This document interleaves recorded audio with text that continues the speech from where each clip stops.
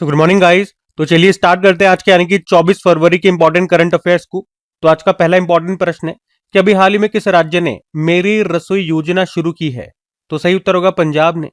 तो अभी पंजाब के जो मुख्यमंत्री हैं भगवंत मान, उन्होंने मेरी रसोई नाम से एक योजना शुरू की है जिसका उद्देश्य है 40 लाख आर्थिक रूप से कमजोर परिवारों को पोषण युक्त खाद्य किट, जिसमें दाल मिलेगी, चीनी मिलेगी, तेल, हल्दी वगैरह मिलेगा, ये सब उनको दिए जाएंगे। और ये योजना भी अप्रैल 2026 से शुरू होगी।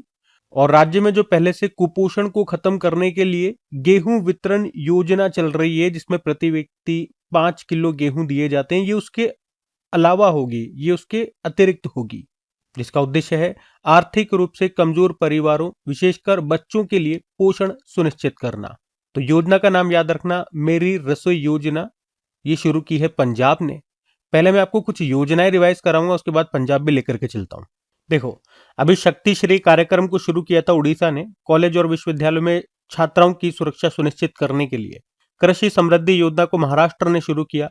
सेतुबंध विद्वान योजना शिक्षा मंत्रालय ने। अन्नदाता सुखी भव योजना आंध्र प्रदेश ने। नारी अदालत और आमा सशक्तिकरण योजना को सिक्किम ने।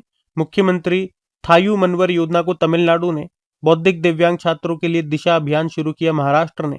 प्रधानमंत्री विकसित भारत रोजगार योजना, इसकी अभी घोषणा की थी प्रधानमंत्री नरेंद्र मोदी ने 15 अगस्त को। श्रमश्री योजना पश्चिम बंगाल ने। मुख्यमंत्री महिला रोजगार योजना को बिहार सरकार ने शुरू किया। और आज हमने कौन सी योजना पढ़ी? मेरी रसोई योजना, इसको शुरू किया पंजाब ने। अब पंजाब ने किया तो ये रहा मैप में पंजाब। कैपिटल चंडीगढ़ हो गई है, मुख्यमंत्री हैं भगवंत मान और गवर्नर है गुलाब चंद कटारिया।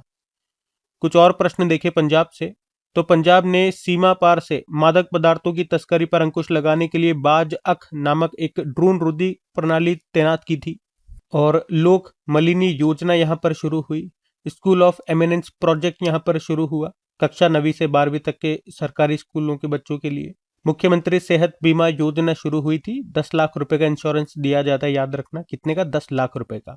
और सूचना एवं प्रसारण मंत्री हैं अश्विनी वैष्णव। इन्होंने पंजाब के मोहाली सेमीकंडक्टर प्रयोगशाला में पारंगत सेमीकंडक्टर प्रशिक्षण का उद्घाटन किया था। और पंजाब राज्य अनुसूचित जाति आयोग ने देश में पहली बार तेजी से सुनवाई सुनिश्चित करने के लिए एक अलग कोर्ट रूम का उद्घाटन किया। और भारत का पहला हाइड्रोकाइनेटिक पावर प्लांट पंजाब की नांगल नहर में शुरू हुआ। एक ऑपरेशन प्रहार हमने पढ़ा था। पंजाब पुलिस ने राज्य को गैंगस्टर फ्री बनाने के लिए शुरू किया ऑपरेशन प्रहार। मुख्यमंत्री सेहत योजना, इसमें हर परिवार को 10 लाख रुपए तक का मुफ्त और कैशलेस चिकित्सा उपचार दिया जाता है। ये जो ऊपर हमने पढ़ा ये वही वाली है, रिपीट हो गई फिर से। तो ये सब बातें पंजाब से ध्यान रखना। अगला प्रश्न देखते हैं। फिर अगले में पूछ रहे हैं कौन सा देश एआई शिखर सम्मेलन 2027 की मेजबानी करेगा? तो आंसर होगा स्विट्जरलैंड। तो अभी स्विट्जरलैंड के जो प्रेसिडेंट है गाय पार्मेलिन, उन्होंने घोषणा की है कि जेनेवा 2027 में एआई शिखर सम्मेलन की मेजबानी करेगा। जेनेवा का है, स्विट्जरलैंड में। जबकि 2028 में इसकी मेजबानी यूनाइटेड अरब अमीरात करेगा। और ये घोषणा भी जो इंडिया एआई इम्पैक्ट समिट हुआ था नई दिल्ली में, वहीं पर यह घोषणा की गई है। ठीक है, 2027 वाला एआई समिट तो होगा जेनेवा स्विट्जरलैंड में, और 2028 वाला होगा यूनाइटेड अरब अमीरात में। अब यहाँ पे कुछ इंपॉर्टेंट समिट्स में आपको रिवाइज कराऊंगा। पहले एआई से संबंधित कुछ प्रश्न मैं आपको बताता हूँ। देखो, अगर पूछते हैं एआई के फादर किन्हें कहा जाता है? John McCarthy. एआई के गॉडफादर कहा जाता है जेफरी हिंटन को। चैट जीपीटी के जो निर्माता हैं ओपन एआई, इन्होंने 2025 के अंत तक नई दिल्ली में अपना पहला भारतीय कार्यालय खोला। मलेशिया ने राइट बैंक लॉन्च किया, जो कि दुनिया का पहला एआई संचालित बैंक है। Bharat health AI global regulatory network में शामिल हो गया, जिसका मुख्यालय जेनेवा स्विट्जरलैंड में है। भ्रष्टाचार से निपटने के लिए एआई मंत्री डेल्ला को नियुक्त करने वाला दुनिया का पहला देश बना अल्बानिया। ग्लोबल एआई इंडेक्स में भारत तीसरे स्थान पर रहा, टॉपर अमेरिका। महाराष्ट्र ने माइक्रोसॉफ्ट के साथ पार्टनरशिप करके महाक्राइम ओएस एआई को लॉन्च किया। ये भारत का पहला एआई आधारित साइबर अपराध जांच प्लेटफॉर्म है। ग्लोबल एआई शो 2025 हुआ था अबू धाबी में। और अभी ये हमने पढ़ी लिया, इंडिया एआई इम्पैक्ट समिट हुआ नई दिल्ली में। भारत का पहला AI powered anti drone petrol vehicle का नाम इंद्रजाल है। और भारत ने पहले एआई इंडस्ट्री एसोसिएशन का निर्माण किया, जिसके पहले प्रेसिडेंट बनाए गए विजय कलियंत्री, और इसका हेडक्वार्टर बनाया गया मुंबई में। आईआईटी दिल्ली के वैज्ञानिकों ने आइला नाम से एक एआई सिस्टम बनाया। आइला मतलब आर्टिफिशियली इंटेलिजेंट लैब असिस्टेंट। ये एआई की बातें हो गई। समिट वाला हमारा प्रश्न था, तो कुछ समिट्स भी हम देख लेते हैं। जैसे कि बात करें 28वीं राष्ट्रीय ई गवर्नेंस समिट, इसका आयोजन हुआ विशाखापत्तनम में। अखिल भारतीय स्पीकर सम्मेलन हुआ नई दिल्ली में। और विट्ठल भाई पटेल केंद्रीय विधानसभा के पहले भारतीय निर्वाचित अध्यक्ष थे, ये याद रखना। और पहला त्रिसेवा सेमिनार रण संवाद 2025 मध्य प्रदेश के महू में हुआ। 2026 में भारतीय टूर ऑपरेटर संघ का 41वां वार्षिक सम्मेलन भी ये होगा विशाखापत्तनम में। 2025 वाला तो पूरी उड़ीसा में हुआ था। और 68वां राष्ट्रमंडल संसदीय सम्मेलन ये हुआ ब्रिज टाउन बारबाडोस में। 5वां आसियान भारत यूथ समिट हुआ गोवा में। पहली बार दिल्ली के बाहर अनुसूचित जाति जनजाति संसदीय समिति का राष्ट्र सम्मेलन हुआ था भुवनेश्वर में। 20वां ग्लोबल सस्टेनेबल समिट हुआ नई दिल्ली में। सेमिकॉन इंडिया 2025 हुआ था दिल्ली के यशोभूमि में। और तीसरा पूर्वोत्तर विमानन शिखर सम्मेलन का आयोजन ईटानगर में हुआ। इंटरनेशनल कॉन्फ्रेंस ऑन स्पेस हुआ था बंगलुरु कर्नाटक में। 5वां world teak conference Kochi Kerala में हुआ, ये पहली बार भारत में हुआ था।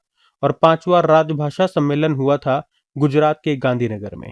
ठीक है, तो ये भी ध्यान में रखना। अगला देखते हैं प्रश्न।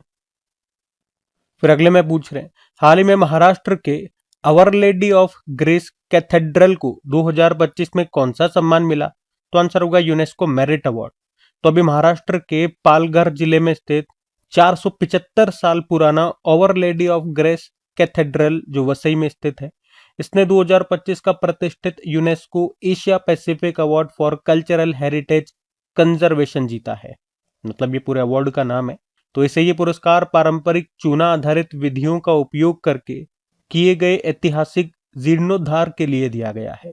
पहले के जमाने में क्या होता, चूना वगैरह का इस्तेमाल करके कंस्ट्रक्शन में इस्तेमाल किया जाता था, सीमेंट वगैरह का उपयोग नहीं होता था। वही चीज इन्होंने किया, पारंपरिक जो चूना आधारित विधियां हैं उनका उपयोग करके उन्होंने उसको रिकंस्ट्रक्ट किया, जीर्णोद्धार किया, जहां से टूट फूट हो रही थी उसको सही किया, सीमेंट का उपयोग नहीं किया, और उसी के लिए इनको ये पुरस्कार दिया गया। ये कैथेड्रल 16वीं शताब्दी की पुर्तगाली वास्तुकला का एक बेहतरीन उदाहरण है।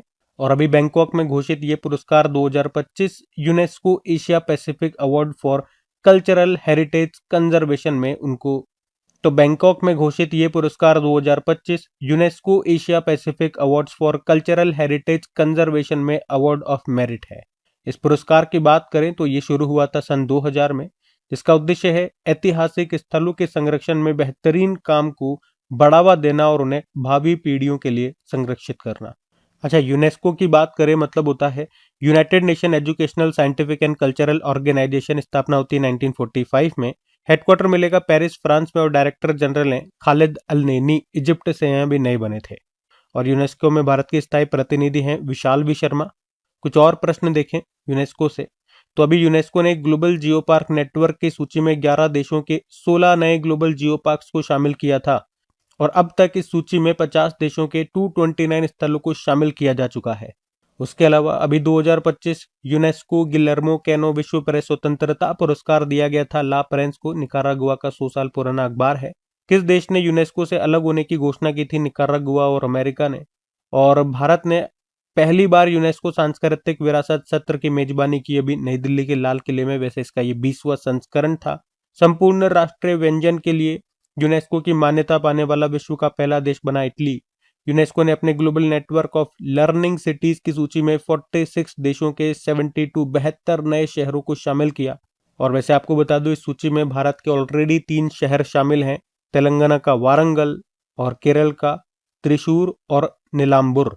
अभी हैदराबाद के बाद लखनऊ यूनेस्को की पाक कला श्रेणी क्रिएटिव सिटी ऑफ गैस्ट्रोनॉमी में शामिल हो गया। और इस तरह से इसमें शामिल होने वाला ये दूसरा भारतीय शहर बना।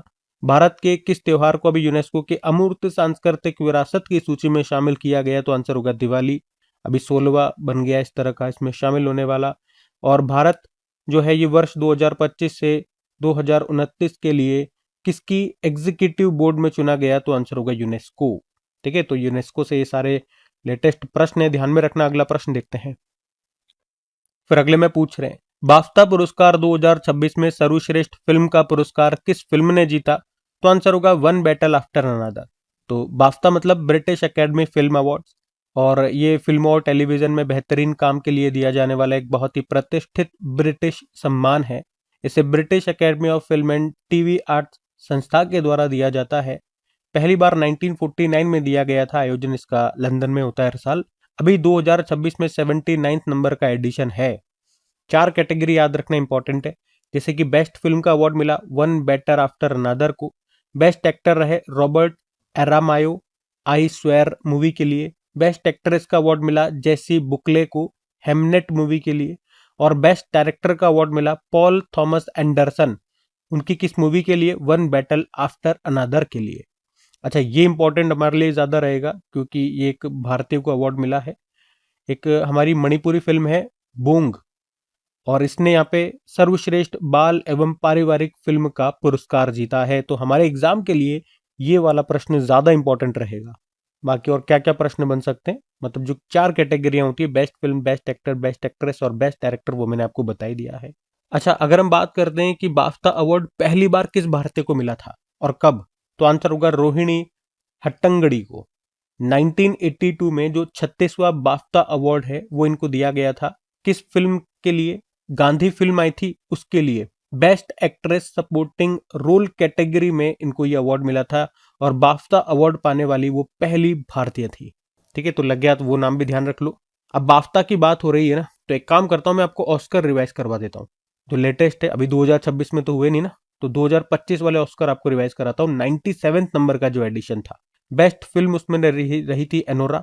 Best actor Adrien Brody the Brutalist movie के लिए। Best actress Mikey Madison Anora movie के लिए, और बेस्ट डायरेक्टर थे सीन बेकर एनोरा मूवी के लिए। ठीक है, तो ये ध्यान रखो आप। अगला प्रश्न देखते हैं। फिर अगले में पूछ रहे हैं, हाल ही में launch Atal Bihari Vajpayee the eternal statesman नामक पुस्तक को किसने लिखा है, तो आंसर होगा विजय गोयल ने। ये एक तरह से कॉफी टेबल बुक है जिसका नाम है Atal Bihari Vajpayee the eternal statesman. Atal Bihari Vajpayee के ऊपर है। कॉफी टेबल बुक तो समझ में आता है ना, जैसे आप किसी शोरूम में जाते हो, जैसे कार वार के शोरूम में, बिल्डिंग के शोरूम में, बड़े बड़े शोरूम्स में जाते हो तो एक हार्ड कॉपी वाली एक बुक रखी होती है, मोटे मोटे गत्ते जैसी बुक होती है, जिसमें चित्र होते हैं, लिखा हुआ बहुत कम होता है, बड़े बड़े चित्र होते हैं, तो उसे कहते हैं कॉफी टेबल बुक। भाई आप कॉफी पीते पीते वो बुक देखो, पढ़ने का नहीं होता, सिर्फ देखो और देखते ही आप चीजों को समझ जाओगे। हल्का फुल्का लिखा होता है तो उसे कॉफी टेबल बुक कहते हैं। तो उसी तरह से ये एक कॉफी टेबल बुक अभी तैयार की है जिसका नाम है Atal Bihari Vajpayee the eternal statesman, और इसको तैयार किया विजय गोयल ने, और इसको लॉन्च किया अभी हमारे जो वाइस प्रेसिडेंट है सीपी राधाकृष्णन ने। अब बुक की बात है, चलो कुछ इंपॉर्टेंट बुक्स आपको रिवाइज करवाते हैं। एक बुक आई थी जस्टिस डिनाइड जस्टिस लॉस्ट, कंचन चक्रवर्ती ने लिखा। प्रोजेक्ट नन्ही कली पर आधारित एक कॉफी टेबल बुक आई थी, मे अ मिलियन बर्ड्स ब्लूम, इसको लॉन्च किया था आनंद महिंद्रा ने, और इसको तैयार किया था नित्या मनोज कुमार ने। मदर मेरी कम्स टू मी को अरुंधति रॉय ने। The Chola tigers avengers of Somnath को लिखा मिश त्रिपाठी ने। ऑपरेशन सिंदूर को retired lieutenant general KJS Dhillon ने। डिफरेंट बट नो लेस को अनुपम खेर ने। द पान कश्मीर के संघर्ष की कहानियां, इसको लिखा इप्सिता चक्रवर्ती ने। विंग्स ऑफ वेल्लोर को स्वप्निल पांडे ने, और अबाव एंड बियॉन्ड को शिव कुमार मोहंका ने लिखा है। ठीक है, तो ये भी ध्यान में रखना। अगला प्रश्न देखते हैं। फिर अगले में पूछ रहे हैं, हाल ही में भारत और किस देश के बीच वज्र प्रहार 2026 का आयोजन किया गया, तो आंसर होगा हिमाचल प्रदेश। तो अभ्यास का नाम है, एक्सरसाइज का नाम है वज्र प्रहार अभ्यास 2026। 16वां एडिशन है ये। अभी 23 फरवरी को शुरू हुआ, 15 मार्च तक चलेगा। भारत और अमेरिका के बीच में। कहां पर, हिमाचल प्रदेश के बकलो स्थित स्पेशल फोर्सेस ट्रेनिंग स्कूल में। ठीक है, तो हिमाचल प्रदेश याद रखना। वे साथ के साथ हम युद्ध अभ्यास भी करते हैं, मालाबार अभ्यास भी करते हैं। मालाबार तो क्वाड देशों के बीच में होता है, भारत, जापान, ऑस्ट्रेलिया और अमेरिका रहता है। कोप इंडिया एक्सरसाइज भी करते हैं भारत अमेरिका के साथ हम। अभी आपको याद होगा, अभी फरवरी में ही वायु शक्ति अभ्यास भी शुरू हो रहा है राजस्थान के जैसलमेर के पोखरण में। और भारतीय नौसेना जो मिलान अभ्यास है उसका भी आयोजन करेगी, कहां पर, विशाखापत्तनम में। चलो कुछ और एक्सरसाइजेज में आपको रिवाइज कराता हूँ। एक हमने पढ़ा था जामाता अभ्यास, भारत और जापान के कोस्ट गार्ड्स के बीच में हुआ था, ये चेन्नई में। सिम्बेक्स अभ्यास हुआ था भारत और सिंगापुर के बीच में, सिंगापुर में ही हुआ था। जपड़ एक्सरसाइज बहुपक्षीय अभ्यास था, भारत ने भी हिस्सा लिया। रूस में इसका आयोजन हुआ था, रूस और बेलारूस के द्वारा। स्लाइनेक्स अभ्यास भारत और श्रीलंका के बीच में हुआ, कोलंबो श्रीलंका में। मैत्री अभ्यास भारत थाईलैंड के बीच में हुआ, मेघालय के उमरोई में।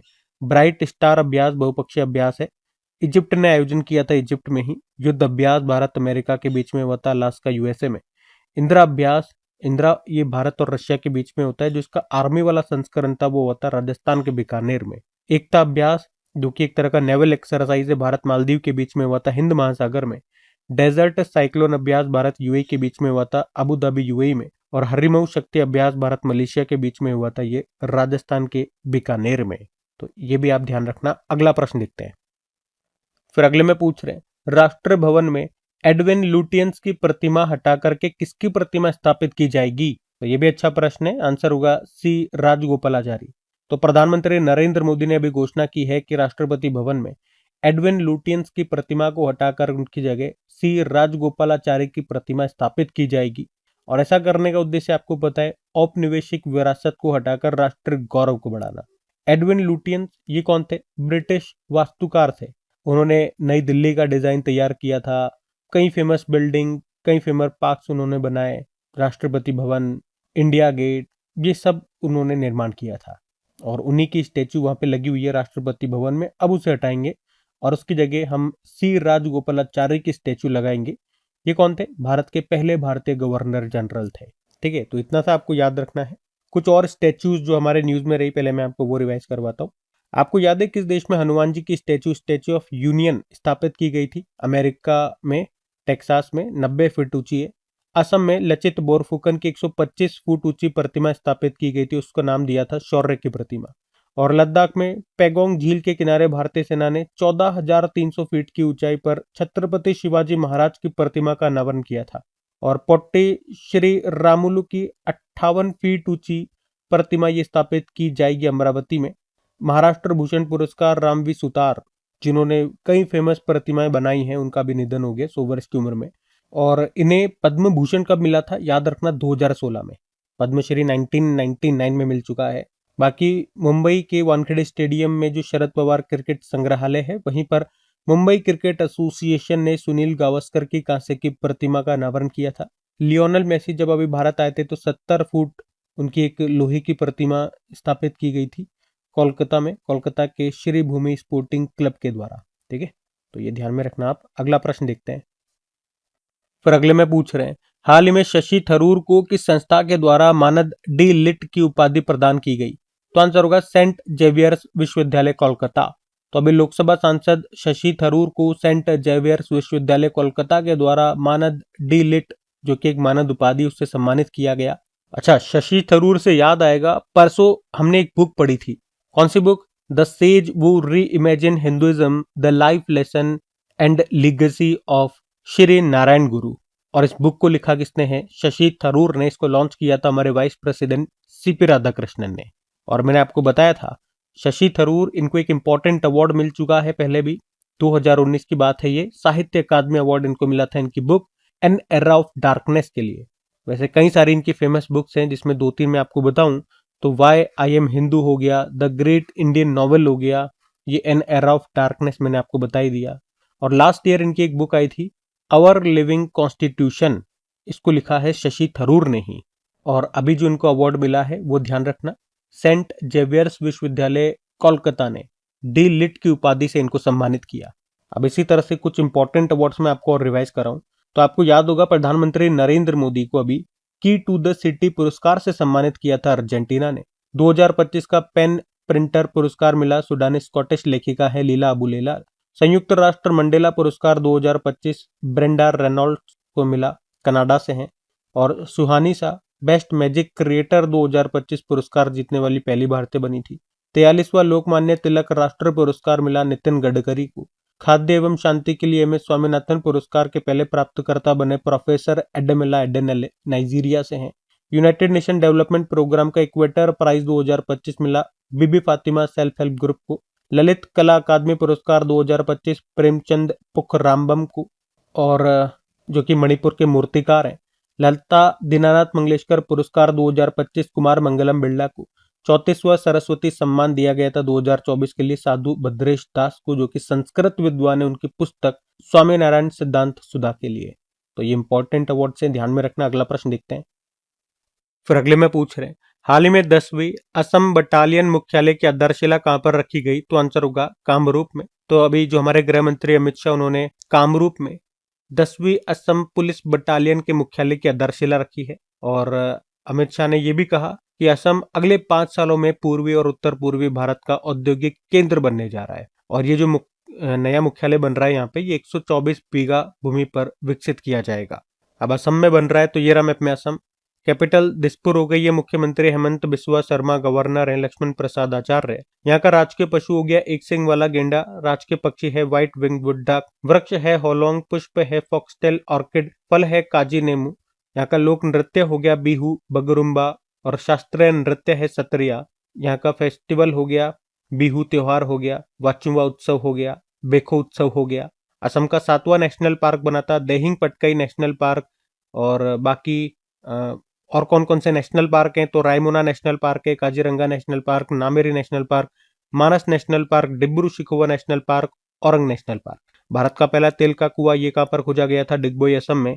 भारत का सबसे लंबा पुल भूपेन हजारिका पुल है। सबसे लंबा नदी पुल बोलेंगे भूपेन हजारिका, जिसे डोलो सादिया पुल भी कहते हैं। लंबाई है 9.15 किलोमीटर। लोहित नदी पर यह बना हुआ है। कुछ और प्रश्न यहाँ से देखो आप। अभी चराईचुंग महोत्सव यहाँ पे मनाया गया था। चराईचुंग पक्षी अभ्यारण्य भी आपको यहाँ पर मिलेगा असम में ही। असम के माजुली द्वीप पर यह स्थित है। अच्छा, माजुली द्वीप से याद रखना कि ब्रह्मपुत्र नदी में स्थित ये दुनिया का सबसे बड़ा नदी द्वीप है। माजुली द्वीप ब्रह्मपुत्र नदी में आपको मिलेगा असम में। और 27वां नवरत्न कंपनी जो अभी नुमालीगढ़ रिफाइनरी लिमिटेड बनी थी, अभी असम में है ये। प्रेरणा स्कीम यहाँ पर शुरू हुई थी। मोइदम को भारत का 43वां यूनेस्को विरासत स्थल बनाया गया। देश की पहली वंदे भारत स्लीपर ट्रेन ये शुरू हुई असम के गुवाहाटी और पश्चिम बंगाल के हावड़ा के बीच में। 8वां राज्य वेतन आयोग गठित करने वाला भारत का पहला राज्य असम ही है। असम ने संस्कार शाला कार्यक्रम शुरू किया। 4 से लेके 14 वर्ष के बच्चों को अच्छे संस्कार दिए जाएंगे इसमें। और भारतीय सेना और हिंदुस्तान एरोनॉटिक्स लिमिटेड ने असम के मिसामारी में एक हेलीकॉप्टर MRO मतलब मेंटेनेंस रिपेयर और ओवरऑल हब की आधारशिला रखी थी। बगरुम्बा ये असम का लोक नृत्य है। बोडो जनजाति के द्वारा इसको किया जाता है। अच्छा, बोडो से याद रखना, एक बोडा त्योहार हम पढ़ चुके हैं जो हाटी जनजाति के द्वारा इसे मनाया जाता है, वो हिमाचल प्रदेश में होता है। ठीक है। और ये असम में जो हम पढ़ रहे हैं वो है बोडो जनजाति। इसके द्वारा ये बगरुम्बा नृत्य किया जाता है जो कि असम का लोक नृत्य है। तो ये सब ध्यान में रखना। अगला प्रश्न देखते हैं। फिर अगले में हाल ही में विश्व शांति और सहभागिता दिवस ये कब मनाया गया? तो आंसर होगा 23 फरवरी को। तो हर साल 23 फरवरी को world peace and understanding day के रूप में मनाया जाता है, यानी कि विश्व शांति और सहभागिता दिवस। यानी कि विश्व शांति और सहभागिता दिवस ये दिन 1905 में शिकागो में आयोजित पहली रोटरी बैठक की याद में मनाया जाता है। उसी बैठक में रोटरी इंटरनेशनल की नींव रखी गई थी, जो कि विश्व के सबसे बड़े मानवीय सेवा नेटवर्कों में से एक है। तो याद रखना सिंपल सा, विश्व शांति और सहभागिता दिवस होता है 23 फरवरी को। चलो एक बार फिर से फरवरी के आपको डेज रिवाइज कराए जाएं। तो 1 फरवरी को भारतीय तटरक्षक बल दिवस था। 2 फरवरी को विश्व आर्द्रभूमि दिवस। 4 फरवरी को वर्ल्ड कैंसर डे। 6 फरवरी को महिला जननांग विकृति के खिलाफ अंतर्राष्ट्रीय शून्य सहनशीलता दिवस। 10 फरवरी को विश्व दलहन दिवस। 10 फरवरी सेफर इंटरनेट डे जो कि फरवरी के दूसरे मंगलवार को होता है। 11 फरवरी विज्ञान में महिलाओं और लड़कियों का अंतर्राष्ट्रीय दिवस। 11 फरवरी एंटी स्मगलिंग डे। 11 फरवरी विश्व यूनानी दिवस। 13 फरवरी राष्ट्रीय महिला दिवस। 13 फरवरी को वर्ल्ड रेडियो डे। 15 फरवरी अंतर्राष्ट्रीय बाल कैंसर दिवस। 17 फरवरी विश्व पर्यटन लचीलापन दिवस। 20 फरवरी विश्व सामाजिक न्याय दिवस। और 20 फरवरी को अरुणाचल प्रदेश और मिजोरम का स्थापना दिवस भी था। 21 फरवरी को अंतर्राष्ट्रीय मातृभाषा दिवस के रूप में मनाया गया। ठीक है, तो ये सब ध्यान में रख। बाकी ये थी आज की हमारी करंट अफेयर्स की क्लास। कमेंट करके जरूर बताना सेशन आपको कैसा लगा। अच्छा लगे तो अपने दोस्तों के साथ में स्टडी ग्रुप में से शेयर जरूर कीजिएगा। वीडियो को लाइक नहीं करा तो लाइक कर देना। बाकी चलो अभी कल के करंट अफेयर्स का हम क्विक रिवीजन कर लेते हैं और सेशन एंड करते हैं।